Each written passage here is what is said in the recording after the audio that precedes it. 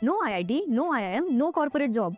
Just a small town kid from Orissa who went on to build brands that every Indian household has used. Move, Crack, Dermicool, Live On, Setwet, Fog, and the craziest part, he built two separate companies and sold them both for thousands of crores. This is the story of Darshan Patel, and it is the most underrated business story of India. Darshan Patel's family owned a small company called Paras Pharmaceuticals with a turnover of just 50 lakhs in 1985. When Darshan stepped in to help, customers kept on complaining about the knee pain and the back pain, but they hated the existing balms. They complained of terrible smell and stain on clothes. That brief became Move, and it completely dismantled the Iodex dominance. Then came Crack for cracked heels, the category that didn't even exist before. Then Dermicool, then Edgeguard.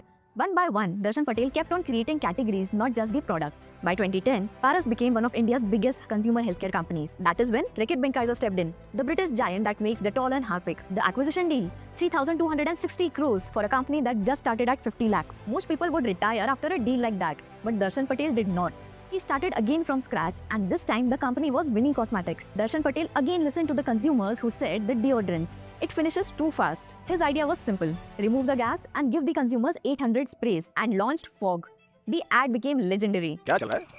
जनाब हिंदुस्तान में तो fog चल रहा है। The consumer didn't just buy the deodorants, they repeated this line. Within 2 years, Fog grabbed 20% market share. In 2021, the global investment firm KKR acquired a majority stake in Winnie Cosmetics. The deal size, 4,600 crores. So, what can you learn from Darshan Patel's story? Tell me in the comments below.